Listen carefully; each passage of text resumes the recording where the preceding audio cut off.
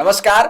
हमारे टीजीएस में आज नए मेहमान हैं मनोहर जी सियाग, जो पनानियों के तला से है और अभी हाल ही की परीक्षा सहायक आचार्य में इनका सिलेक्शन हुआ है और बहुत अच्छी रैंक से हुआ है। तो उनके साथ बातचीत करेंगे, इनके जीवन के संघर्ष की बात करेंगे, तमाम वो बात जो स्टूडेंट को जाननी चाहिए। तो इस पॉडकास्ट को पूरा देखिएगा और कमेंट करके बताइएगा आपको कौन सी बात ठीक लगी और आप मनोहर जी की बातों से कितना संबंध रखते हैं, जरूर कमेंट बताइएगा। मैं सर का स्वागत करता हूं हमारे स्टूडियो में। सर आपका स्वागत है। धन्यवाद। सबसे पहले सर मैं आपके परिचय के बारे में जानना चाहूंगा कि आप कहाँ से हैं और आपकी 10वीं तक की पढ़ाई कहाँ हुई है। मैं मनोहर सियाग और बाड़मेर से 30 किलोमीटर दूर है पनौनियों का तला, वहाँ का निवासी हूँ। अच्छा। और जो मेरी स्कूली शिक्षा हुई है वो गांव के अंदर हुई है। अच्छा। फिर मैंने 11-12 तो जो सीनियर सेकेंडरी स्कूल मयूर नोबल से की है। अच्छा। और उसके बाद में मैंने आगे जो ग्रेजुएशन किया वो जयपुर से किया है। अच्छा, 12वीं के बाद आप यहाँ से जयपुर चले गए। जयपुर चले गए। थोड़ा पीछे बताइए कि स्कूली शिक्षा 10वीं तक की गांव में रही, आपकी शिक्षा कैसी शिक्षा थी उस समय, आज और उस समय की शिक्षा में क्या अंतर है? उस टाइम की जो शिक्षा व्यवस्था थी उसमें मोबाइल का तो कोई प्रभाव था नहीं, और आज का जो कल्चर है उससे पढ़ाई में जो बच्चों का मन नहीं लग रहा है।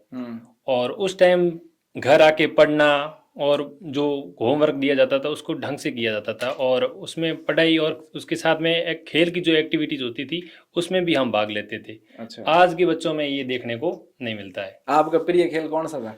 मेरा प्रिय खेल स्कूली जीवन था खो खो। खो खो खेलते थे। हाँ। घर आके फिर घर का काम करना पड़ता था या?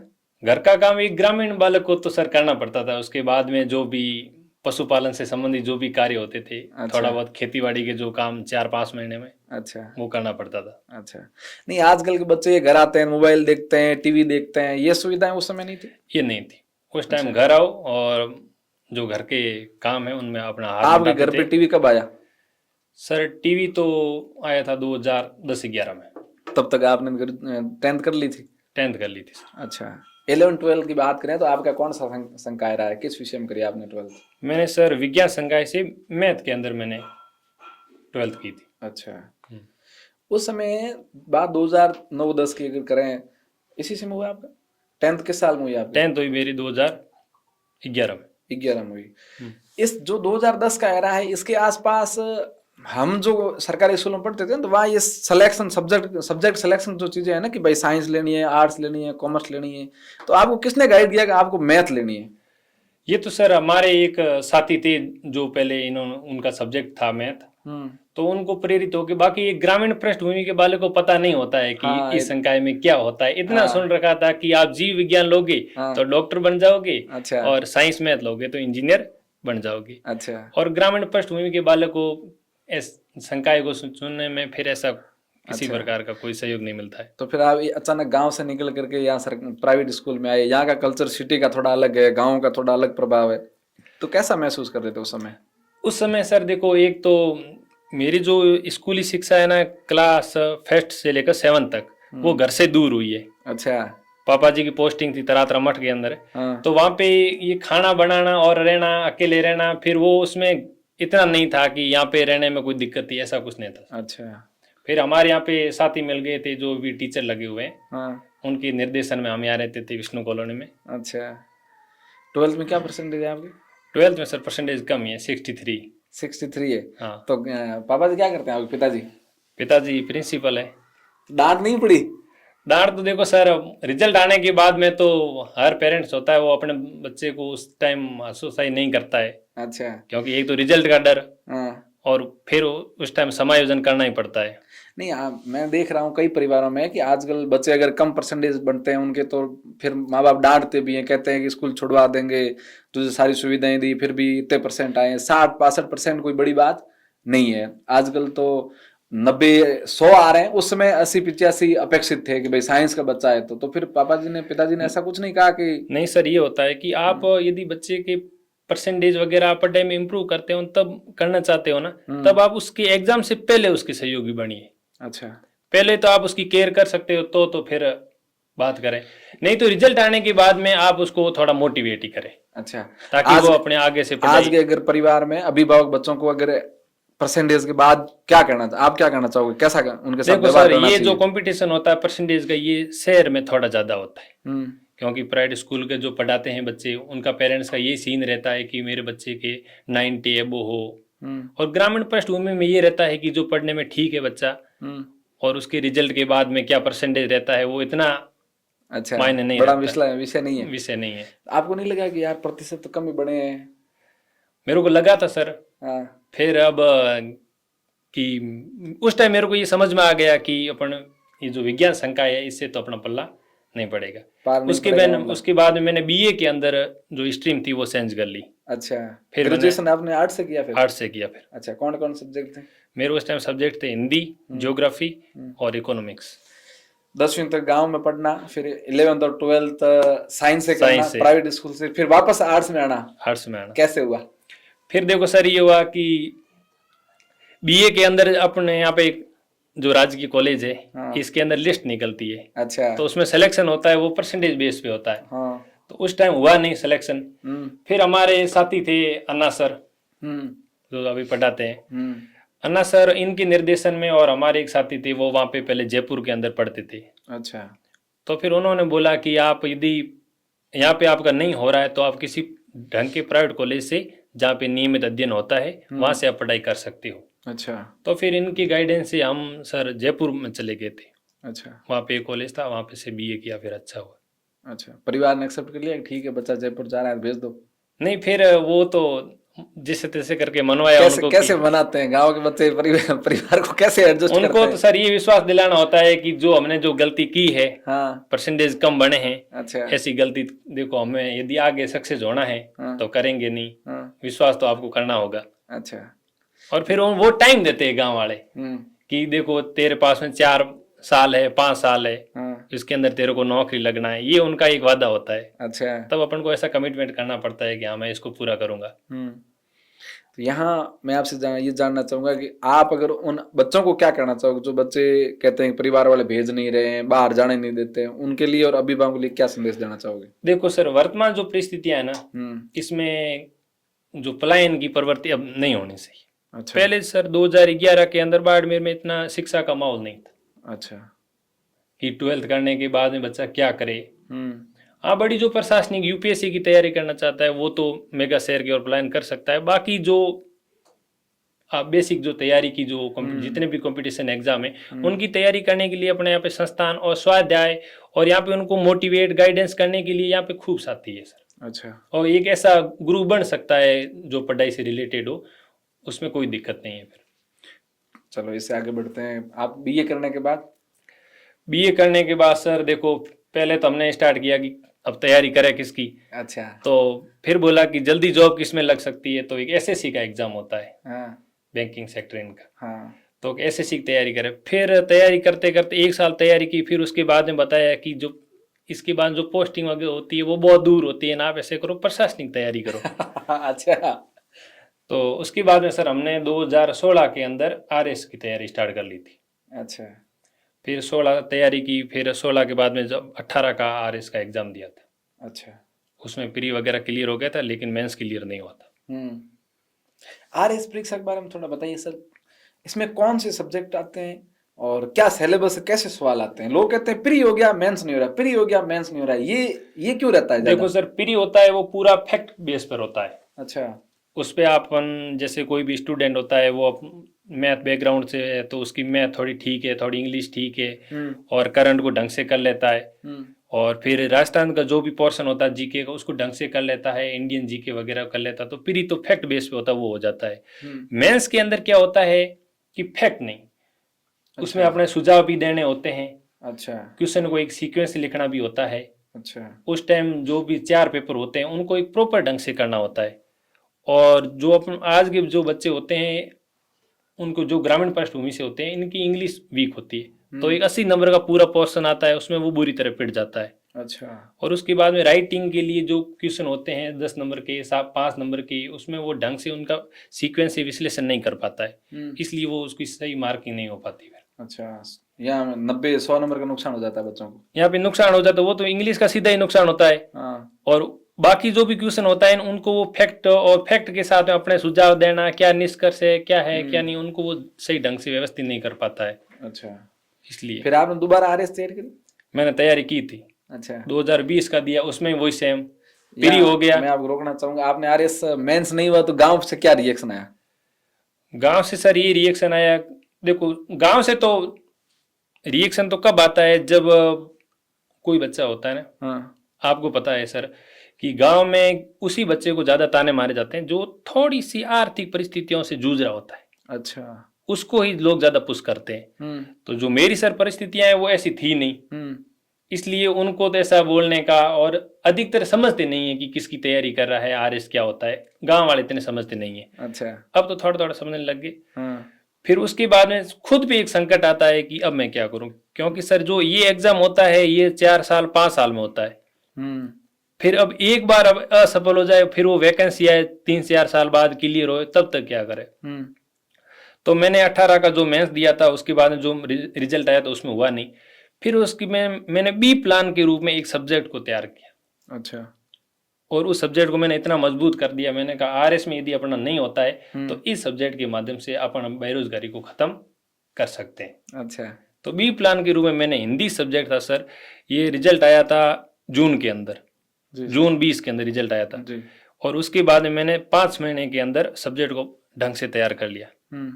तो दिसंबर 20 के अंदर एक एग्जाम होता है सब्जेक्ट का, होता है नेट जेआरएफ का, उसको क्वालिफाई कर लिया था मैंने दिसंबर के अंदर। अच्छा। उसको क्वालिफाई करने के बाद में अपन क्या होते हैं, उसमें रिसर्च करने के लिए वो एग्जाम होता है ऑल इंडिया लेवल पे जी। उसको क्लियर करने के बाद में आप ये हो जाता है कि आपको कोई भी अलग अलग यूनिवर्सिटीज है उसमें रिसर्च के लिए अलग अलग सीटें निकाली जाती है, तो उसमें अपन अप्लाई कर देते हैं। तो उसमें रिसर्च के लिए सरकारी फेलोशिप देती है, उसमें 35-40 हज़ार रुपये पर मंथ दिए जाते हैं। अच्छा। तो मैंने सर अगस्त 21 में उसमें एडमिशन ले लिया था। तो उसके बाद से मेरे को पर मंथ 35,000 रुपये 40,000 रुपये एक आर्थिक संबल के रूप में मिलना स्टार्ट हो गया।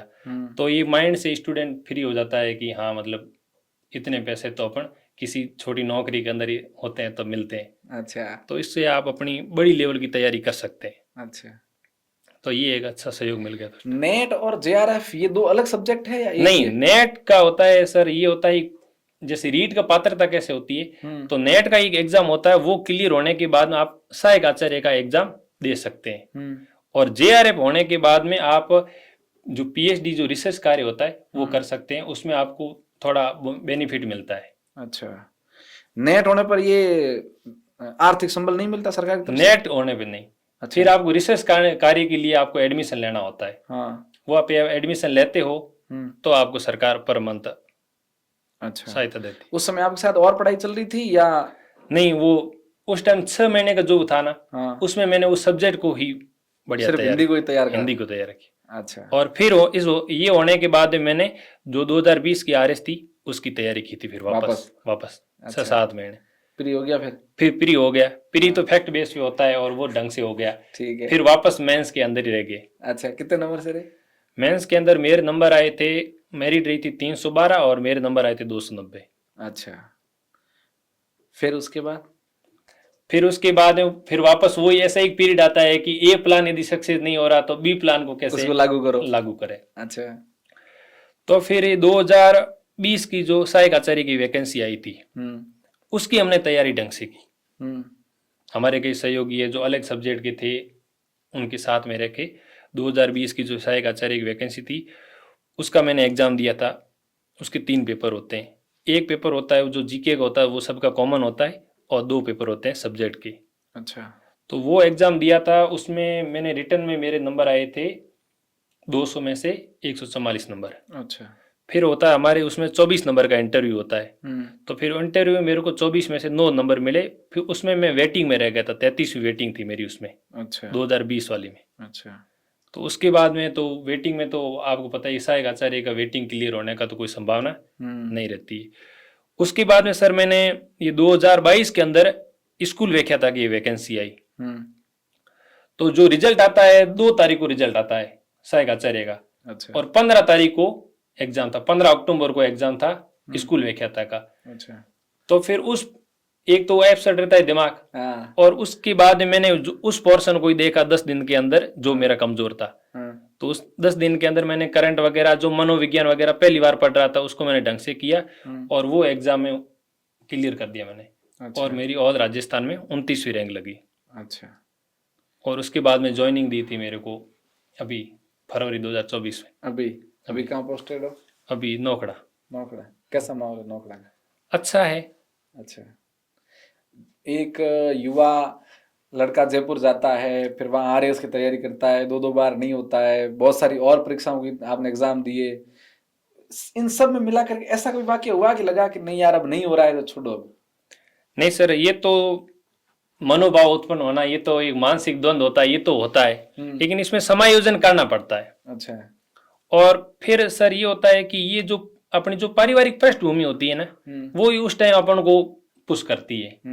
अब जिसको आर्थिक संबल मिल रहा है, जैसे पापा जी जो टीचर है, तो उन्होंने फिर ऐसे ही बोला कि देखो आप बड़ी तैयारी करोगे तो इनमें तो आप असफल होंगे, छोटी तैयारी करते उसमें भी असफल होते हैं, अब बड़ी तैयारी करने में एक बार असफल होंगे, इससे आपको निराश होने की कतई जरूरत नहीं है। और जो बच्चे थोड़े आर्थिक रूप से थोड़े कमजोर होते हैं वो थोड़े उस टाइम थोड़े निराश हो जाते हैं। तो ये निराशा तो देखो होनी नहीं चाहिए।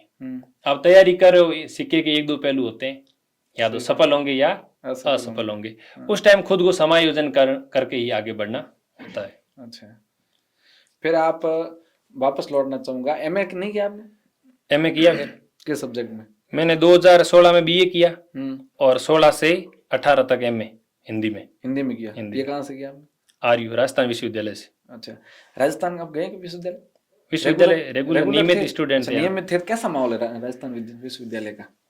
वहाँ पे सर मैंने देखो बाकी यूनिवर्सिटी का मेरे को पता नहीं, राजस्थान विश्वविद्यालय के अंदर एक जो पुस्तकालय, एक हॉस्टल में जो रहने की सुविधा, और एक डिपार्टमेंट के अंदर जो रेगुलर पढ़ाई होती है, मेरा मानना है कि हर स्टूडेंट को जाना चाहिए यदि उसका एडमिशन होता है तो। आरयू में इतनी शानदार पढ़ाई होती है, इतना ही उस लाइब्रेरी का माहौल है। अच्छा, सुबह स्टूडेंट जल्दी उठते हैं, और आरयू का जो कैंपस में रहता है उसमें जो योग मतलब व्यायाम की जो एक्टिविटीज वगैरह है, उस टाइम बहुत बच्चे के सर्वांगीण विकास के लिए आरयू कैंपस बेस्ट। अच्छा, कभी राजनीति को नजदीक से देखा? राजनीति को सर डिपार्टमेंट से वोट देने तो गए थे, लेकिन एक जो पढ़ने वाला विद्यार्थी है वो थोड़ा कम इंटरेस्ट लेता है। रोज देखते हैं खबरें आती है आरयू की बहुत सारी, आप तो वहां रह के आए हो, राजनीति कैसे होती है वहाँ?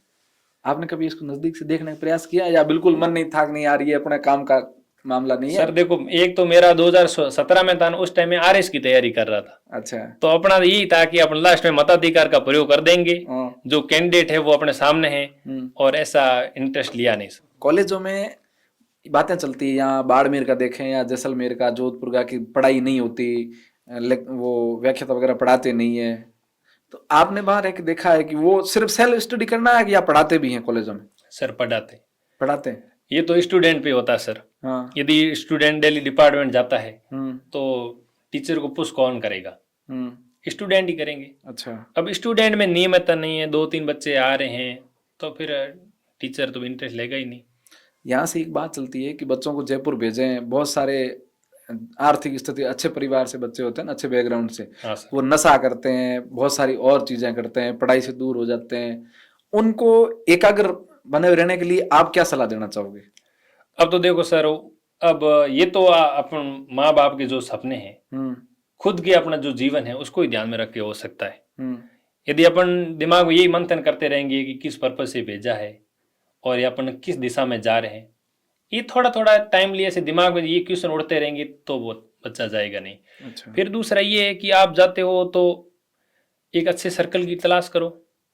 अच्छा। जो सीनियर वगैरह रह रहे हैं, हाँ। किस कॉलोनी में आप रह रहे हो, किस तरह का माहौल है, उसका अनुसरण तो करना ही होगा। ये तो इसका बड़ा प्रभाव पड़ता है क्या वहाँ के ग्रुप का?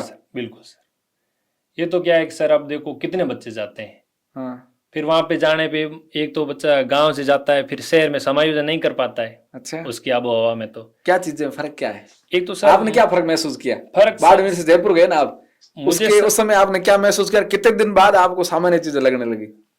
ये मेरे को लगा था कि मैं उस ग्रुप में गया था तो हमारे जो सीनियर थे वो यहाँ के थे और सब पढ़ने वाले लड़के थे। अच्छा। और बाकी जो हम जिस घर में रहते थे वो रिटायर्ड आईजी थे। अच्छा। तो उनका और वो बाड़मेर पोस्टेड थे 1987-83 से लेकर 87 तक। अच्छा। जालिपा वगैरह, तो इधर की स्टोरी वो सुनाते रहते थे। और फिर वो उस टाइम वो ऐसे रखते थे जैसे पिताजी कैसे अपने बच्चे के ऊपर कंट्रोल रखता है, वैसे वो मकान मालिक हमको ऐसे कंट्रोल में रखते थे। अच्छा। तो हमारे ऐसी दिक्कत आई नहीं। बाकी जो बच्चे होते हैं, एक तो मकान मालिक कुछ कहता नहीं है, और बाकी जो होते हैं ये जो नशे की प्रवृत्ति शहरों की है, तो फिर उसके अंदर वो खो जाता है। फिर उसमें मोबाइल का दुरुपयोग करना वगैरह, गेमिंग वगैरह, उसके अंदर वो पूरी तरह से पूरे ट्रैक से हट ही जाता है वो फिर। अच्छा, आजकल ये बहुत चल रहा है बच्चे, अब आप टीचर हैं, स्कूल में पढ़ाते हैं, आपके पास 15 से 20 साल के बच्चे आते हैं, तो गेम को आपने नज़दीक से देखा है, क्या चल रहा है, बच्चे क्या देखना चाहते हैं? ऑनलाइन जो गेमिंग है जिसमें पैसे लगाते हैं, ये चीज़ें अखबार में रोज आता है। यहाँ भरत जी सारण है डॉक्टर, उन्होंने मेरे को भी कई बार भेजा कि यार इस पे कोई बात करो, इस पे बात करो। तो आज लगे हाथ आप हो, बच्चों के साथ रहते हो, तो आप ही से पूछ लेते हैं कि इसके बारे में क्या करना चाहिए। अब सर बच्चा होता है तो वो थोड़े कर पाता है कि क्या सही है क्या नहीं है, तो वो तो विज्ञापन देखता है। आप इसमें पैसे लगाओ ऐसे हो जाएगा, वो गेम आजमाओ वो ऐसे हो जाएगा। और अपने समाज में भी सर कितनी बड़ी बड़ी विडंबना है कि कई ऐसे मैं देखता हूँ सर कि उनको ही तवज्जो दी जाती है जो इनको प्रमोट करते हैं। हाँ। तो फिर बच्चा तो उसका अनुसरण करेगा ही। हाँ। एक आप हो, शिक्षक हो, कोई भी हो भले, आप जाओगे तो आप बच्चे आप चारों तरफ इकट्ठा थोड़ी होंगे, बच्चे तो उनके पास में इकट्ठा होंगे। अच्छा। जो उनको प्रमोट करते हैं। कारण क्या है इसका? कारण तो सर वही है, बच्चों में समझ नहीं है। हाँ। और सबसे बड़ा है कि आज के जो माँ बाप है वो इतना बच्चों का केयर नहीं करते। नहीं करते। आपके स्कूल में कितने विद्यार्थी हैं अभी? हमारे स्कूल में कम से कम 500-600 विद्यार्थी। 600 बच्चे हैं आपके। अभी शनिवार को अभिभावक वगैरह मीटिंग होती है?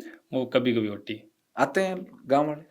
गांव वाले तो कम इंटरेस्ट लेते हैं, वास्तविकता तो यही है। क्यों नहीं लेते अभिभावक अपने बच्चों पर ध्यान क्यों नहीं? अब अभिभावक ये है कि पिताजी तो अधिकतर जो ग्रामीण होते हैं वो बाहर रहते हैं या खेती बाड़ी का काम करते हैं, और बच्चों को भी बोलते हैं तो वो जाके बुलाते नहीं है। क्यों? उनको पता ही होगा हम स्कूल में पढ़ नहीं रहे, तो वो स्कूल आके फिर हमारे बारे में क्या प्रोग्रेस रिपोर्ट जानेंगे। अच्छा।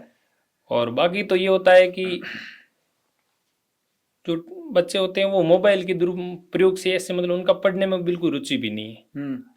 और एक तो जो रील कल्चर है, अपन भी ये मान लो कि 2-3 घंटे यदि मोबाइल देखते हैं तो एक चिड़चिड़ा ऐसा हो जाते हैं। नहीं लगता है 10 मिनट बाद फेंको यार इसको, हटाओ, क्या देख रहे हैं कचरा। तो फिर वही है, ऐसे उनका जो दिमाग होता है वो पढ़ने में स्थिर हो ही नहीं पा रहा है। और हमने तो सर क्या है कि अभी हमारे जो मैं जहाँ पोस्टेड हूँ नोखड़ा के अंदर, हमने टीचर ने गांव के जो बड़े अच्छे लोग हैं उनके सहयोग से हमने कम से कम, और भरत जी के निर्देशन के अंदर हमने नोखड़ा के अंदर 4-5 लाख के बजट से एक पुस्तकालय बनाया। अच्छा। और उसके अंदर कम से कम 2.5 लाख की किताब लेके आए, और अच्छे से कोटेशन वगैरह है, छोटे छोटे बाल कहानियाँ लेके। अब क्या उनसे बच्चे प्रेरित हो सकते हैं, पढ़ने में रुचि जागृत हो सकती है। अच्छा। प्रभाव, रिजल्ट आया इसका कुछ? रिजल्ट देखो सर, जो इच्छुक होते हैं वो तो जो पीरियड खाली रहता है या जिस समय हम मोटिवेट करते हैं कि बच्चों आपको पढ़ना चाहिए, तो वो जाके उसमें पढ़ते हैं। अच्छा। और उसमें सीटिंग व्यवस्था है 100 बच्चों की, 100-120 बच्चों की। अच्छा। तो वो पढ़ते हैं, काफी सुधार आया इसमें। अच्छा। यहाँ आप क्या कहना चाहोगे बाकी स्कूलों से, ग्रामीण वालों से इस विषय पे? मेरा ये मानना है कि अब भगवान ने जिसको लक्ष्मी दी है, तो मेरा मानना है कि सुधार का जो आधार है वो विद्यालय है। तो अपन विद्यालय के अंदर थोड़ा इस पैसे देके जो बच्चों के लिए मोटिवेशन बुक वगैरह है, स्कूल हर प्रत्येक स्कूल के अंदर एक पुस्तकालय होना चाहिए। उसके अंदर सीटिंग व्यवस्था है, प्रॉपर कैमरे वगैरह स्कूल के अंदर, ये एक मूलभूत आवश्यकता होती है आज के टाइम। ये होनी चाहिए। कैमरे लगे हुए?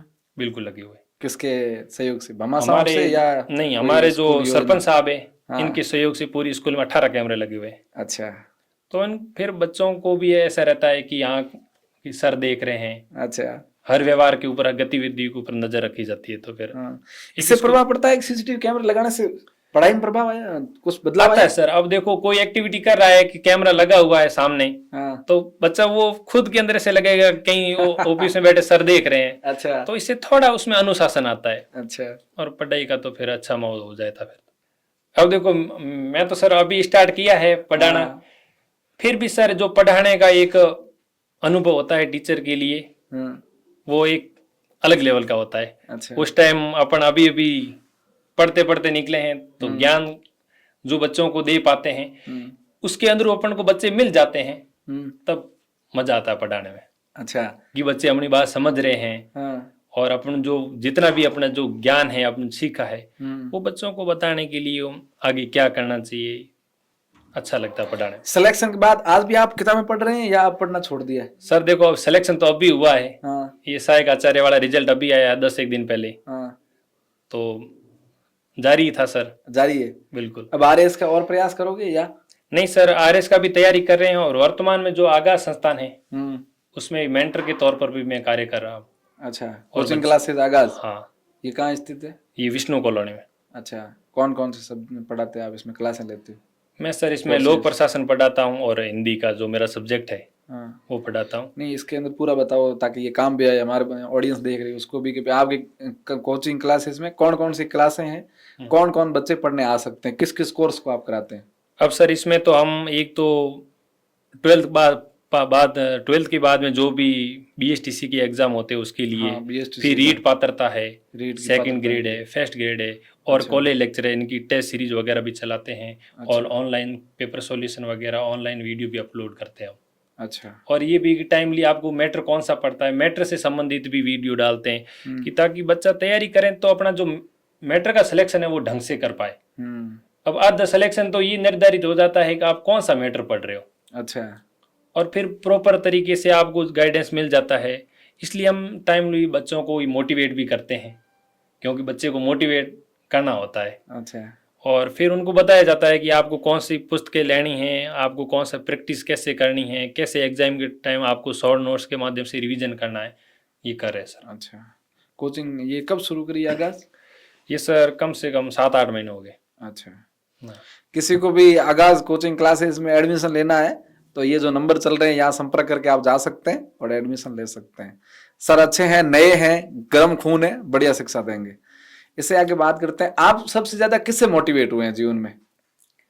जीवन में सबसे ज्यादा मोटिवेट तो मैं मेरे पिताजी से हुआ। अच्छा। जो एक शिक्षक है। हाँ, बहुत पीटते थे हमें, तो मेरे गुरु रहे हुए हैं हरदीराम जी, मुझे पता है। इंग्लिश टीचर थे, अभी भी इंग्लिश ही है, प्रिंसिपल है अभी शायद? अभी प्रिंसिपल है पनानी उतला में। हाँ। अच्छा, मोहम्मद बहुत मारते थे। अच्छा। जानवरों की तरह पीटते थे ऐसे करके, कोई आप गलत हो सही हो कोई विषय ही नहीं है, सीधा मारो। देखो आपको सर मार पड़ी कभी? नहीं, जब आपको पड़ती है तो उससे ज्यादा ही पड़ी। हाँ बिल्कुल, इसमें तो कोई सर को मैं टैग करके भेजूंगा कि हमें पीटा पीटा, अपनों में पीट दिया। नहीं सर, जो बच्चे को आप जिस प्रकार से आप नियंत्रण में रखते हो वो फिर आगे ट्रैक चेंज नहीं कर पाता है बच्चा, मतलब भटकता नहीं, राह नहीं भटकता है। अच्छा, कितनी मार पड़ी सच बताओ अब छोटे बच्चे से कितनी मार पड़ी? नहीं, छोटे बच्चे वो लास्ट कब पिटे हो आप? लास्ट तो 8th या 9th-10th में। अच्छा, 10th में आप पिट गए, यानी कि 10वीं में भी पिटा हूं? नहीं, 10th में हम जैसे पढ़ाई से रिलेटेड, जैसे उस टाइम इंग्लिश पढ़ाते थे तो व्याकरण ग्रामर को लेके गलती हो जाती थी। अच्छा। तो आधा नंबर कट होने पर भी मार पड़ती। हमारे यहाँ मारते थे कान पे, पतली रखते थे जाड़ की तड़ी, या कान पे मारते थे जोर से ऐसे, यहाँ से बाल खींचते थे यहाँ से पकड़ के। सर याद है सब। ये भेजना हरदीराम जी को। अच्छा, उसके बाद आपने किसको सुना है या किसकी किताब पढ़ी है मोटिवेशन के लिए? सर ऐसी किताबें तो पढ़ी नहीं मैंने। नहीं पढ़ी कभी? नहीं पढ़ी। नहीं, लोग बच्चे कहते हैं कि मोटिवेट नहीं हो पाते हैं, पढ़ नहीं पाते हैं, बोर हो जाते हैं, ऐसा कभी फील किया आपने? नहीं सर, आप देखो, आपको यदि कुछ बनना है और गांव के अंदर भी अपन देखते हैं, जैसे हमारे गांव में है आईपीएस है लाबूराम जी सियाग। अच्छा। और डीवाईएसपी है जयदेव जी सियाग जी। और अमीरा राम जी बीड़ा आईआरएस जी। और हम जैसे मेरे पिताजी वगैरह टीचर है, कोई फौज में है, देखते हैं कि अपन जब एक अपन नौकरी लग जाते हैं तो एक पीढ़ी का कैसे सुधार आता है और कैसे अपन गांव के अंदर, मैं तो सर देखता था कि मेरे गांव के अंदर ये प्रतिभाएं उस टाइम जब इनको मतलब वित्तीय बाकी संसाधन का अभाव था, उस टाइम ये प्रतिभा ऐसा कर सकती है, तो अपन को तो इतनी सुविधाएं मिल रही है तो अब क्यों नहीं करें। इसलिए सर मोटिवेट तो ऐसा कुछ था नहीं कि वो किताबें पढ़ी उसमें मोटिवेट हुए। हमने देखा कि ठीक है ये इतनी पोस्ट पे जा रहे हैं, वास्तव में कैसे प्रशासन को हैंडल करते हैं, तो अपन भी जिस फील्ड में जा रहे हैं बेहतर करने का प्रयास करें। अच्छा, इसलिए सर कोई ऐसा अलग से कोई मोटिवेट का ऐसा कुछ नहीं पड़ा। अच्छा, अभी इस नौकरी से संतुष्ट हो या कुछ और करने का प्लान है? अब देखो क्या फील कर रहे हो? उत्तरोत्तर तो देखो होना ही चाहिए। अच्छा।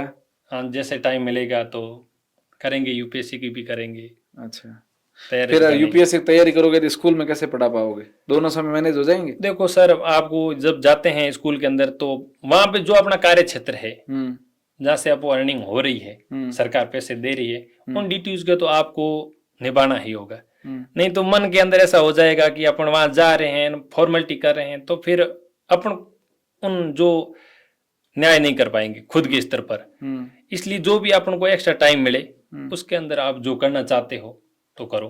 अच्छा घर पे आने के बाद 2-3 घंटे डेली रूटीन में आप पढ़ सकते हो, कोई दिक्कत नहीं है। अच्छा, शादी हो गई आप? शादी हो गई सर। तो ये तो आपके सिलेक्शन की बात है, सफलता की। इस बीच में आपने और कौन से एग्जाम दिए जिसमें आपको असफलता मिली है? तो सर इसमें मैंने 2016 की एसआई की वैकेंसी थी, अच्छा, उसमें मैं लास्ट में मेरा फाइनल सिलेक्शन नहीं हुआ था। एक सेकंड सर, बच्चा जब पढ़ता है तो उसका कोई शौक होता है मुझे उस फील्ड में जाना है, कि या जो भर्ती आ रही है सबके फॉर्म भरते जाओ और परीक्षा देते जाओ? आपके अंदर क्या थॉट थी? मेरा ये थॉट था सर कि आरएस तो बनना है, मुझे बनना ही है। उस टाइम मेरे दिमाग में ये था कि मुझे आरएस बनना है। अच्छा, इस बीच में आपको जो भी आपके जो एग्जाम आते हैं उनको फॉर्म फिल करना और उनके एग्जाम देना, जिससे क्या है कि बच्चे को भी अब पता चल जाए कि मेरी तैयारी कितनी है। अच्छा, और उसके अंदर तैयारी करते टाइम थोड़े टाइम के अंदर 2-3 महीने ढंग से उस एग्जाम की तैयारी की, यदि आपका सिलेक्शन हो जाता है तो फिर उसको एक मोटिवेशन मिल जाता है। अच्छा, क्योंकि अर्निंग भी होना स्टार्ट हो जाती है और एक सक्सेस का जो मोटिवेशन मिलता है वो बेहतर होता है। अच्छा। यहाँ आप बच्चों को क्या सलाह देना चाहोगे जो तैयारी कर रहे हैं उनको? मैं तो सर उनको यही सलाह देना चाहता हूँ कि जो आप असफलता से कभी निराश होए नहीं। हाँ, क्योंकि ठीक है। मैंने सर एसआई का एग्जाम दिया था 2016 में, हाँ, उसमें फेल। अच्छा, ग्राम सेवक, पटवारी, फिर उसके बाद में 2-3 एग्जाम होते हैं जो अच्छे लेवल के होते हैं, जिनको सामान्य पृष्ठभूमि के बच्चे को जान नहीं होती है। हाँ, एक तो असिस्टेंट कमांडेंट का एग्जाम आता है अच्छा, जो यूपीएससी करवाती है, और एक आता है नेहरू यूथ कोऑर्डिनेटर का, ये कभी वैकेंसी आती है। फिर एक राजभाषा अधिकारी की भी पोस्ट आती है। मैंने ऐसे एग्जाम दिए थे, उसमें मैं असफल हो गया था, वो कोई बात नहीं। लेकिन उस टाइम कि ये पता होता है कि ये भी ऐसी पोस्टें होती है, इनके लिए भी अप्लाई करना चाहिए, इनके लिए क्या तैयारी करनी चाहिए।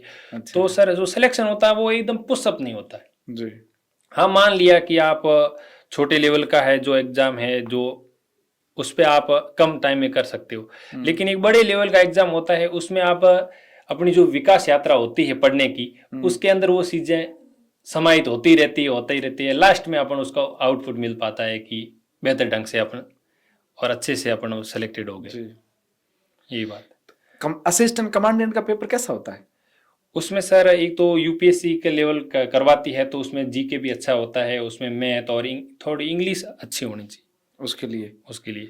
फिर ये पेपर होने के बाद में इंटरव्यू होता है, और इंटरव्यू के लिए इंग्लिश बेहतर होनी चाहिए। अच्छा, हिंदी वालों का वहाँ कोई ज्यादा? हमारे एक सहयोगी थे पहले सर, यहाँ पे अपने एसडीएम थे, बाड़मेर एसडीएम थे नकदाजी बारट, उनके लड़के थे, और हम ये हमारा जो सर्किल था वो एक सक्सेस सर्किल बन गया सर। पूरा ही। संगत का फर्क पड़ता है? बिल्कुल सर, अब संगत का तो पड़ेगा ही। अच्छा, अब साथ में रहने वाला बच्चा है वो अच्छी से तैयारी कर रहा है और एक अच्छे लेवल की तैयारी कर रहा है, बढ़िया एग्जाम जो यूपीएससी लेवल का होता है उनकी एग्जाम की तैयारी कर रहा है, तो उनके पास में जो कंटेंट होता है वो बेहतर कंटेंट होता है। अच्छा, और उनको देख के अपन मोटिवेट होते हैं कि हाँ ये पढ़ रहे हैं, ये कितने घंटे पढ़ रहे हैं, इनकी सिटिंग पावर क्या है, इनकी पूरी दिनचर्या क्या है, कैसे ये अपन पूरे टाइम दिन को मैनेज करते हैं। तो ये सर्किल का तो पड़ता ही है। आप कितने घंटे पढ़ाई करते थे सर? ऐसे घंटे तो इस परीक्षा के लिए? इस परीक्षा के लिए सर देखो, एग्जाम जो पीक पॉइंट होता है ना एग्जाम का, उस टाइम तो घंटे काउंट नहीं होते हैं। नहीं होते हैं। थकते हैं क्या बच्चे पढ़ते हुए भी? अब थकते हैं तो उस टाइम थोड़ा रेस्ट कर लेते हैं। जैसे अब एग्जाम का पीक टाइम है, 3-4 महीने रहे हैं, तो सुबह जल्दी उठना, फिर 10 बजे तक पढ़ाई करना ढंग से, फिर आधे घंटे का गैप लेके नाश्ता करना, फिर आधे घंटे इधर उधर बातें करना, फिर उसके बाद में 2-3 घंटे बूस्ट तैयारी करना, फिर उसके बाद में खाना खा के 1-आधे घंटे रेस्ट कर लेना, फिर उसके बाद से लेकर 9-10 बजे तक जम के पढ़ाई करना, फिर खाना खा के थोड़ा मैटर वगैरह देखना, फिर आराम से सो जाना। यहाँ 2 प्रकार के युवा है, एक है जो सुबह जल्दी उठ के पढ़ना चाहते हैं, और एक है कि देर रात तक हम जितना पढ़ सकते हैं, सुबह जल्दी नहीं उठ सकते। आप कौन से वाले रहे हैं?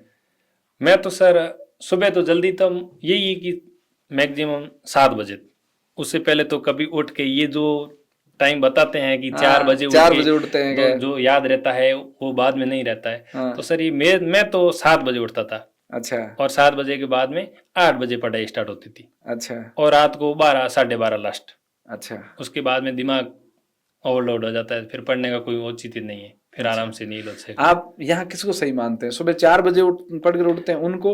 नहीं सर, उठकर ये पढ़ते हैं? ये तो जैसे वो अनुकूल हो रहा है, वास्तव में उसकी पढ़ाई हो रही है तो वो तो अपने अनुसार एडजस्ट कर ले। बाकी समय का कोई फेर नहीं ऐसा कोई फेर नहीं है। जैसे कोई बच्चा है वास्तव में वो 5 बजे उठ के और 5 से 9 बजे 9-10 बजे तक ढंग से पढ़ रहा है तो उसका पूरे दिन सक्सेस है। अच्छा और कई बच्चे ऐसे होते हैं कि थोड़ा लेट उठते हैं फिर पूरे दिन पढ़ते हैं, तो वो भी पढ़ाई होनी चाहिए, बस मुद्दा यही है। समय का कोई जरूरी समय नहीं, तो आप पढ़ो, कभी भी बस पढ़ सकते कभी हो, भी पढ़ो, उठते बैठते सोते बस, जागते जब मर्जी तब पढ़ो। मतलब एक पढ़ाई होनी चाहिए लेवल की। नहीं, लोग मोटिवेशन देने आते हैं तो कहते हैं कि इतने घंटे पढ़ो, इतने घंटे ये बनाओ, इतने घंटे ये करो। आपने ऐसा कभी बनाया? नहीं सर, शेड्यूल का तो कभी पालन किया नहीं। कभी नहीं किया? नहीं, बनाया जरूर था। अच्छा 12th पास करने के बाद में कि सुबह ये घंटा ये सब्जेक्ट पढ़ना है, उसके बाद में 10-15 मिनट का ये काम करना है। हाँ तो ऐसा शेड्यूल तो हमने भी बनाया, लेकिन वो फॉलो कभी होता नहीं है। अच्छा क्योंकि कोई सब्जेक्ट होता है वो अपन उस टाइम इंटरेस्ट आ रहा है तो 3-4 घंटे भी पढ़ सकते हैं कंटिन्यू। फिर उसके बाद में कभी ऐसा भी हो सकता है खेलने भी चले गए। कौन सा खेल खेलते थे बाद में? खेलते सर, अब शहर में तो वहाँ पे जयपुर में तो इतना छोटे छोटे ग्राउंड होते हैं, पार्क्स वगैरह बने होते हैं, हाँ तो उसके अंदर क्रिकेट वगैरह फुटबॉल ये खेलते थे। अच्छा। मैं जयपुर गया कई बार, तो मैं दिल्ली भी गया हूँ, खासकर पढ़ने वालों के बच्चों के रूम में, तो देखता हूँ बहुत सारे कटिंग लगाई हुई है, छोटे छोटे नोट्स लगाए हुए हैं, छोटी छोटी चीजें लगा रखी है। एक तो मैंने उनका रूम देखा जिनमें पढ़ाई की सारी चीजें कटिंग्स लगी हुई है कि भाई मुझे ये पढ़ना है, ये पैराग्राफ है, कोई करंट जीके का सवाल था वो लगा है। और कई ऐसे मित्र थे जिनके वहाँ अखबार लगे हुए हैं, फिल्मों के या फिर स्पोर्ट के, उन हीरोज के फोटो लगी हुई है, न्यूज लगी हुई है। आपके रूम में क्या था? नहीं सर, हमारे रूम में तो ये कटिंग वाला से सीन था नहीं। कोई सीन नहीं? नहीं, हमारी जो अलग अलग स्टडी टेबल होती थी हाँ उसके ऊपर ही हमारा जो मैटर होता था। दीवारों पे चिपकाने का हाँ मानचित्र वगैरह ऐसा हो सकता है तो उस टाइम रिवीजन का, या अपनी टेबल के सामने के जो पोर्शन होता है उसके ऊपर अपना छोटा छोटा मैटर जो अपन को उस टाइम याद करने के लिए, या ऐसा कोई कठिन मैटर है अच्छा तो उसको शॉर्ट बना के चिपका सकते थे। अच्छा। और बाकी तो हम दीवार एकदम साफ रखते थे। खेल में क्रिकेट में किसको पसंद करते हो? क्रिकेट में तो सर विराट कोहली। विराट कोहली में ऐसा क्या है? नहीं, ऐसा तो कुछ नहीं है, खेलने की जो शैली है उनकी, हाँ वो छोटे थे तब से देख रहे हैं कि अच्छा है। अच्छा अब वो परफॉर्मेंस नहीं है तो अब ये ऐसे समायोजन कर रहे हैं कि अब तो संन्यास लेने का टाइम हो गया है। फिर एक इंटरेस्ट देखो आप, जिससे पहले की जो पीढ़ी थी ना, वो वीरेंद्र सहवाग की बैटिंग देखने के लिए बड़ी आतुर थी। अच्छा। जब से उन्होंने संन्यास लिया उन्होंने क्रिकेट से अपना किनारा कर लिया है। कर लिया। तो जो हमारे टाइम का जो था वो विराट कोहली वगैरह इनका युग था। अब आगे अगर विराट नहीं खेलेगा तो आप नहीं देखोगे? अब इतना सर इंटरेस्ट नहीं है, कोई शौक नहीं? बिल्कुल, मतलब हाँ ठीक है, कोई बड़ा आरएस मुकाबला की है, परीक्षा थी, विराट अगर खेल रहा है, वर्ल्ड कप चल रहा है तो आप बिल्कुल मैच देखोगे? मैच देखना मतलब देखना। फिर उसको कैसे समायोजन करना है, पढ़ाई को कैसे करना है, वो तो अलग बात है। अच्छा। क्रिकेट एक पसंदीदा तो होता ही है। हाँ नहीं, ये गांव में कहते हैं कि यार दिन भर काहे क्रिकेट देख रहे हो और मैच देखना नहीं चाहिए, जब तक एग्जाम है तब तक टीवी नहीं बंद करो, और ऐसा कुछ नहीं है? नहीं, ऐसा तो देखो सर, एग्जाम होते हैं तब तो ये तो थोड़ा कंट्रोल तो करना ही होता है, क्योंकि एग्जाम है तो फिर वो पढ़ नहीं पाता है। अच्छा। ये तो 4 से 5 घंटे तक चलते हैं। अच्छा। तो फिर ये तो स्कूली जीवन में थे, हमारे ऊपर भी प्रतिबंध है सर।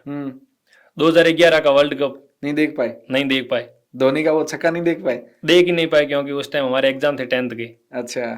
फिर धीरे धीरे बाद में गए तो इतना वो लोड था नहीं, कभी मुकाबला चल रहा अच्छा है, बैटिंग हो रही तो देख लो। अच्छा। फिर उसके बाद में पढ़ाई एडजस्ट हो जाती थी। बैटिंग पसंद है बॉलिंग? अब देखो सर, ये तो नॉर्मल बात है गाँव में कि गाँव में कभी बॉलिंग तो भले ही हेड आए भले ही टेल आए, बॉलिंग लेने का तो डिसीजन कभी होता ही नहीं होता ही नहीं है। तो ये बैटिंग ही है अपने। नहीं, ये मानसिकता क्यों है कि खेल में तो बॉलिंग के बिना खेल प्रभावित होगा नहीं? ऐसे वो तो पता ही है कि गेंदबाज आए हैं जिन्होंने दुनिया में बहुत कुछ झंडे गाड़े हैं। वो तो पता ही है कि सर पहले बैटिंग कर रहे हो तो बाद में फील्डिंग करनी है, लेकिन भले ही आप 0 पे आउट हो जाओ, मजा बैटिंग है। और बैटिंग आती ही नहीं है, भले ही क्लास ऐसे तुक्के मारे हो लेकिन ओपनर आना है। अच्छा। ये एक ऐसी मानसिकता बनी रहती है बस। अच्छा, चलो इससे आगे बढ़ते हैं। फिल्मों में कौन सी फिल्म पसंद है आपको? सर देखो, फिल्मों का तो इतना कभी नहीं देखी? देखी तो सर ऐसे मूवी देखी है। कौन सी देखी? एक तो बाहुबली का ये 2 पार्ट है, ये देखे थे। दोनों देख ली? बिल्कुल। और सामाजिक मुद्दों के ऊपर जो फिल्म आई थी पैडमैन वगैरह ये देखी थी। ये देखिए। अच्छा, हीरो कौन सा पसंद है? हीरो तो सर ऐसा कोई खास कोई नहीं है। नहीं, ऐसा कुछ। ऐसे आगे बढ़ते हैं। अब आप शिक्षक हो, हाँ, क्या सुधार करना चाहते हो समाज में आप एज ए शिक्षक होने के नाते? समाज में सर पहला तो ये है कि अपन जो भी सामाजिक कार्यक्रम होते हैं इसमें जो अनावश्यक व्यय की जो प्रवृत्ति बढ़ रही है ना, इसको थोड़ा कंट्रोल किया जाए। मृत्यु भोज है, मृत्यु भोज है, नशा है, ये सर देखो अपन उसका क्या अंधानुकरण करते हैं। कोई कल्चर आ गया, स्टार्ट कर दिया, फिर वो तो जहाँ से ये स्टार्ट हुआ वो वहां के लोग तो अपन से 10-15 साल पहले समझ आते हैं कि इसको बंद करो, ये बुराई है। अच्छा। अपन फिर वो बंद करने की प्रवृत्ति रखते नहीं है। हाँ। और उसका अंधानुकरण करते रहते हैं। अच्छा। अब सर देखो ये जो अपना जो डीजे कल्चर है, हाँ। ये इसकी उत्पत्ति शेखावटी नागौर इनसे, हाँ। और इनके गांवों में ये बंद होना लग गया। अच्छा। और अपन को ये सौंप दिया कि लो बजाओ जोर से, बजाओ। अच्छा। अब जो परिवार है वास्तव में वो कर्ज लेके ये ऐसे कर रहा है। आप देख लो वर्तमान के अंदर अपन वास्तव में सक्षम होते हुए भी ये चाहते हैं कि ऐसा स्टेज प्रोग्राम है, डीजे कल्चर है, ये नहीं रखे। और एक बच्चा है जो बहुत नॉर्मल होता है, नॉर्मल सामान्य पृष्ठभूमि का, वो फिर इनको करते, फिर ऐसे उधार लेके या फिर लोन लेके फिर वो करे, फिर पूरा परिवार है वो उसमें डूब जाए कर्ज के अंदर। और बाकी ये कि प्रतिस्पर्धा करो कि उसके ऐसा हुआ तो अपन उससे बेस्ट करें, ये नहीं होना चाहिए। अच्छा। ऐसे उसको ध्यान रखना चाहिए कि अपना परिवार क्या लेवल क्या है। इसमें सर ये सिर्फ कौन पूछता है, कितने रुपए खर्च कर दो, कौन पूछता है कि आपने अच्छा किया है। 1-2 महीने बाद में वो परिस्थितियां तो अपन को हैंडल करनी होती हैं। मांगने वाले अपने पास आएंगे कि दो, ऐसे थोड़ी कहेंगे, तारीफ करेंगे आपने कि सालों तक आपने वो अच्छा किया था। सही बात। तो आप थोड़ा ये जो बुराई बढ़ रही है इसको थोड़ा सीमित करना चाहिए। अच्छा। नशा आजकल बहुत चल रहा है, नशे के बारे में आप क्या कहना चाहोगे युवाओं को? अब देखो सर, युवाओं को कंट्रोल तो तभी किया जा सकता है जो समाज का जो बुजुर्ग वर्ग है वो उसको कंट्रोल करे। अपन किसी सामाजिक कार्यक्रम के अंदर बैठे हैं और बच्चे ऊपर वो व्यवस्था पानी पिलाने का, चाय पिलाने का वो खड़े हैं, और जो समाज के जो सम्मानित लोग हैं वो बैठ के वो सार्वजनिक रूप से वो नशा करते हैं, तो फिर आप बच्चों को ऐसे कोरे बातों से रोक नहीं सकते सर। अच्छा। क्योंकि आप पूरे उस प्रोग्राम के अंदर आप कम से कम 2-2.5 लाख रुपए का आप नशा कर देते हो, फिर आप बच्चे को ऐसे कहते हो कि नहीं करना चाहिए। ये कोरी बातों से बच्चा कभी भी अपना उसका नहीं मानेगा। ये तो फिर विरोध करो तो पूरे लेवल के स्तर पर करो, समाज में कार्यक्रम हो कोई सी भी उसमें आप रोको, तो फिर बच्चा भी ये चाहता है कि वास्तव में अपने ऐसा हो नहीं रहा है तो अपन ऐसा नहीं करें। आपने जीवन में कभी कोई नशा किया? नहीं सर, कभी कोई नहीं। चाय पीने का ये बस। इसको नशा मानते हो नहीं मानते? ये चाय को आप क्या नहीं मानते? नहीं मानते। ये चाय नशा नहीं है? नहीं, ये तो नशा नहीं है। गाँव में ये जो मृत्यु भोज पर नशा प्रवृत्ति चल रही है ना, जबरदस्ती लोगों को देना, फिर अपना अगर उनको कहें बुजुर्गों को तो वो कहते हैं कि भाई हम तो छोड़ नहीं सकते, लेकिन युवा नहीं पकड़े। आप यहाँ कह रहे हो भाई जब तक वो नहीं छोड़ेंगे, वो सबके सामने करेंगे तो युवा वही देखेगा जो युवा अनुसरण करेगा। वो तो है। तो इसका समाधान कैसे कराएं? फिर उनको कैसे मनाएं कि भाई आप नशा छोड़ो? आप कैसे तो मनाओगे? देखो, अब सबकी गांव की एक कमेटी होती है, उनको बुला के फिर वहाँ पे डिसीजन लिया जाता है कि आप, हाँ आपको जैसे आप उम्र हो गई है, इतने सालों से आप नशा कर रहे हो, और फिर आप करो तो अपने स्तर पे करो। कि सामाजिक कार्यक्रम कितने दिन तक चलता है? मैक्सिमम 2-3 दिन, तो उसके अंदर आप रोकने का प्रयास करो। ये तो आप देखते ही सर, कई गांवों के अंदर ये जो प्रवृत्ति है, ये नशा बंद करने के लिए कई कार्यक्रम होते हैं, मीटिंग वगैरह होती है, और डिसीजन भी लिए जाते हैं, उनके ऊपर अमल भी किया जाता है। तो ऐसे करके सब गांव में बंद हो सकता है। आपके गांव में चालू है या बंद है? हमारे गांव में सर मतलब बंद करने के लिए बार बार प्रयास तो किए गए हैं, लेकिन अब पूरी तरह से। और जो मृत्यु भोज के ऊपर जो खाने का जो अनावश्यक व्यय था, उसको सर 2-3 साल हो गए बंद हो गया। नॉर्मल खाना बनेगा और बस। अच्छा। नशा अभी बंद नहीं है? नशा अभी बंद नहीं। डीजे भी बंद नहीं है? डीजे का तो कल्चर कम है, फिर भी कम है। वापस लौटते हैं शिक्षा की तरफ। व्यक्ति के जीवन में शिक्षा का कितना बड़ा योगदान है व्यक्ति निर्माण में? सर देखो, व्यक्तित्व निर्माण में तो शिक्षा का आधार है। अच्छा। आप भले ही मतलब एक नौकरी लगना ये उसमें नहीं है कि आप किसी भी फील्ड के अंदर जाते हो, तो आपके जो व्यक्तित्व के जो सर्वांगीण विकास होता है ना, वो शिक्षा से ही हो सकता है। अच्छा। कि आप अपने बॉस के साथ में कैसा व्यवहार करते हो, अच्छा। कहीं भी काम कर रहे हो तो मतलब संस्था है, बाकी कर्मचारी है, इनके साथ में कैसा व्यवहार करते हो, ये तो सर अब बेहतर शिक्षा होगी तभी हो पाएगा। अच्छा। गांव में तो आजकल यही चल रहा है कि भाई बच्चे को स्कूल पढ़ा रहे हो यानी कि नौकरी बहुत प्रेशर है भाई बच्चों पर कि पढ़ रहे हो तो नौकरी लगो, पढ़ रहे हो तो नौकरी लगो। इस पर आप क्या कहना चाहोगे अभिभावकों को? देखो सर, अभिभावक का ये है कि अपन जो यहाँ पे उनको ये लगता है कि वास्तव में वर्तमान के अंदर है, अधिकतर परिवार में ये होता है कि सर अपनी जो परिस्थितियां हैं ना आपकी भौगोलिक, उसमें ये है कि अपन खेती पे इन पर निर्भर नहीं रह सकते सर। अच्छा। और बाकी में इतनी वो सुरक्षा नहीं है जी सर। इसलिए वो बोलते हैं कि अब यदि आप पढ़ रहे हो तो नौकरी लग जाओ। और नौकरी के अलावा भी और स्कोप बहुत है, प्राइवेट कंपनी वगैरह इनमें आप अच्छे से जॉब है, और अपने यहाँ पे रिफाइनरी का सर इतना बड़ा स्कोप है। अच्छा। और उद्योग वगैरह इनमें भी भाग्य आजमा सकते हैं, कई युवा उद्यमी है।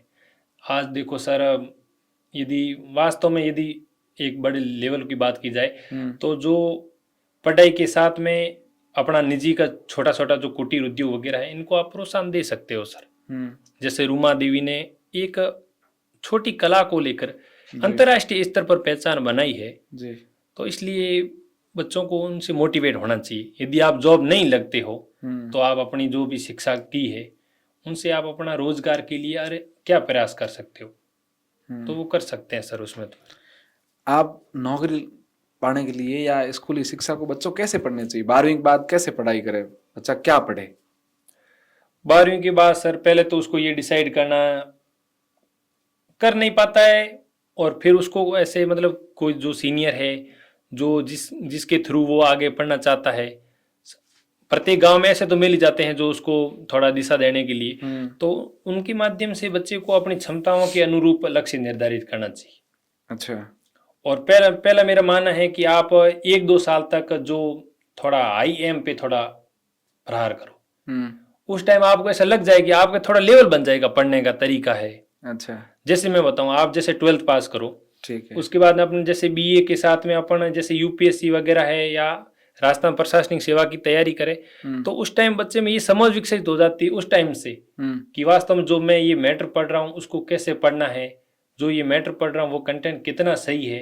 अच्छा। ये समझ उसमें विकसित हो जाती है, और फिर वो एक ऐसा अपने अंदर समझ विकसित कर लेता है कि कैसे मैं बेरोजगारी, और बेरोजगारी को फिर वो रहने ही नहीं देता सर।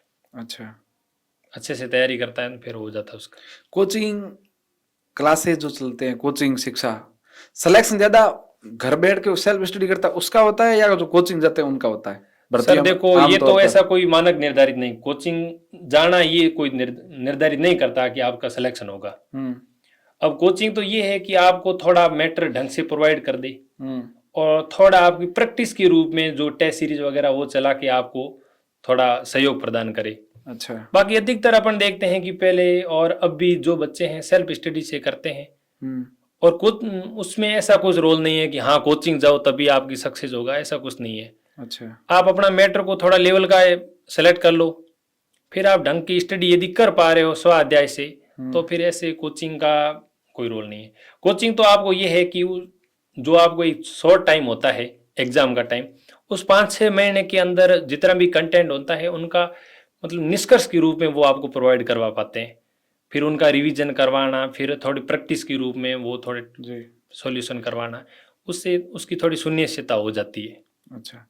फाउंडेशन बेस करके एक क्लास चलती है, फाउंडेशन बेस क्या है और ये कैसे व्यक्ति निर्माण में काम करता है? फाउंडेशन का बेस ये है सर, इसमें जैसे होता है उस बच्चे को क्या है कि जितने भी सब्जेक्ट होते हैं ना उससे संबंधी जो भी आधारभूत जो भी इश्यूज वगैरह होते हैं, जो भी इंफॉर्मेशन होती है उसको प्रोवाइड करवाई जाती है। अच्छा। जैसे कोई बच्चा 12th करके आया है, उसके वो सब्जेक्ट नहीं थे, फिर भी फाउंडेशन के अंदर वो थोड़ा बहुत मैथ से भी रूबरू हो जाए। अच्छा। थोड़ा इंग्लिश है, रीजनिंग है, साइंस टेक है, और फिर हिस्ट्री, इकोनॉमिक्स, पॉलिटी, ये एक मतलब 1.5 साल की अवधि रहती है, उसमें बच्चे को एक मोटी मोटी जानकारी उस विषय की मिल जाती है। अच्छा। आपके हिसाब से अगर आपकी माने तो ये फाउंडेशन बेस बच्चों को लेना चाहिए या नहीं लेना चाहिए? देखो सर, खासकर गांव से आने वाले बच्चों को। अब देखो कोई बड़ी तैयारी करना चाहता है तो वो तो इसका कोई कोरिलेट नहीं है। अच्छा। वो तो अपनी जो ढंग की जो बुक वगैरह है उनकी लिस्ट बनाए और स्वाध्याय या फिर ऐसी कोई ग्रुप सर्कल से जुड़ के आप तैयारी कर सकते हो। और कई बच्चे ऐसे होते हैं जिसमें आप जैसे second grade, third grade, fourth grade के जो एग्जाम होते हैं उनमें ये फाउंडेशन बेस का बहुत रोल रहता है। अच्छा। तो उसमें आप ज्वाइन करके आप कम समय के अंदर आप बढ़िया कर सकते हैं, नौकरी पा सकते हैं। अच्छा। इसलिए आपको, यदि कई बच्चे ऐसे होते हैं उनको लगता है कि हमें 12th करने के बाद में वैसे करना चाहिए मेरे को, और कई बच्चे ऐसे होते हैं जो मीडियम दिमाग के होते हैं, फिर उनको फिर ऐसे कि फाउंडेशन बेस के माध्यम से जॉब सिक्योर करनी चाहिए। अच्छा, आपने कोचिंग क्लासेस ज्वाइन करी कभी? मैंने सर 2017 के अंदर की थी, RS मेंस की सिर्फ।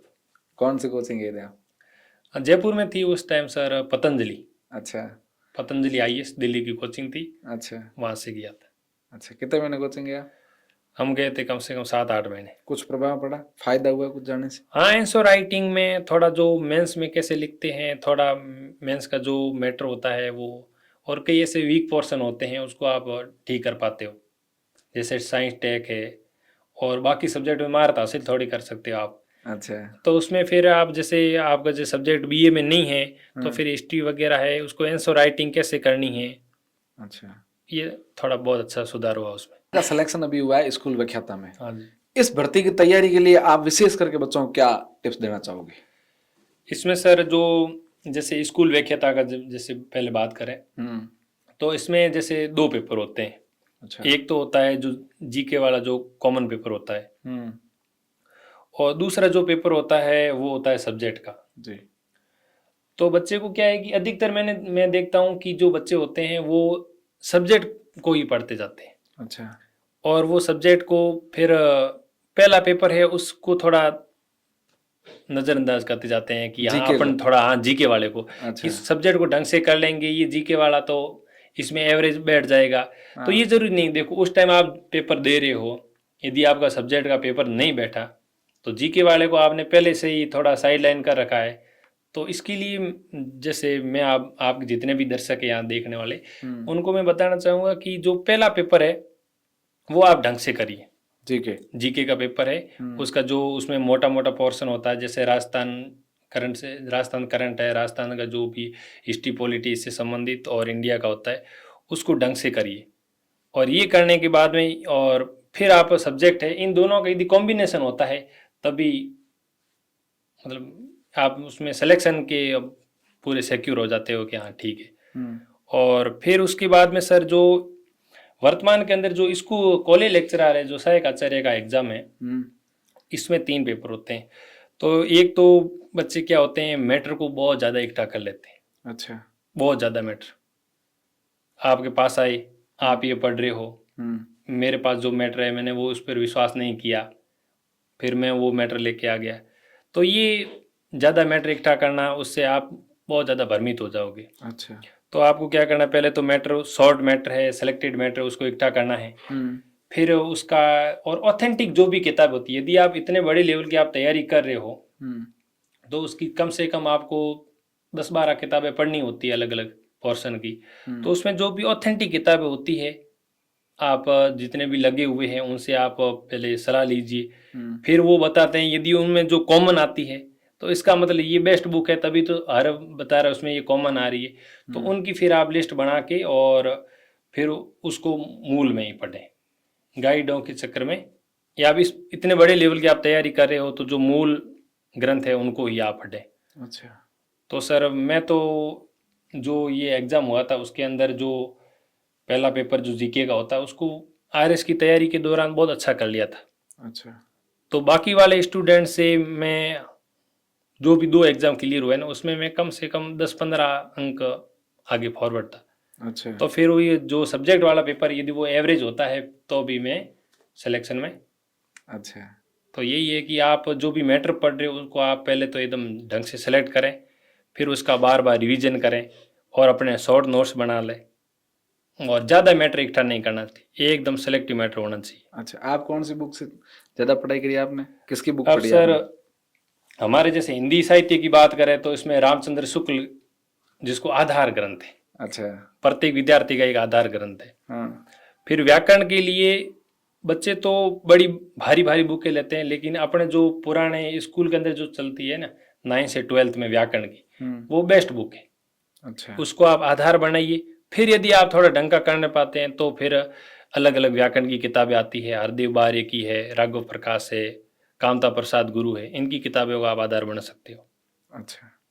हाँ, या अगर आप सजेस्ट करना चाहो कि कोई 2 बुक बच्चे ये ले सकते हैं आपके हिसाब से अब सर स्कूल व्याख्याता भर्ती के लिए? स्कूल व्याख्याता के लिए, स्कूल व्याख्याता के लिए पहला जो जीके का पेपर है उसमें तो आप जो राजस्थान अध्ययन की किताबें चलती है स्कूल में 9, 10th, 11, 12th की, अच्छा। उनको आधार बनाइए। अच्छा। फिर उसके बाद में आप यदि ऑथेंटिक पढ़ने की पाते हैं तो उसमें आप फिर राजस्थान ग्रंथ अकादमी की किताबें आती है, बेस्ट किताबें आती है, उनको आप पढ़िए।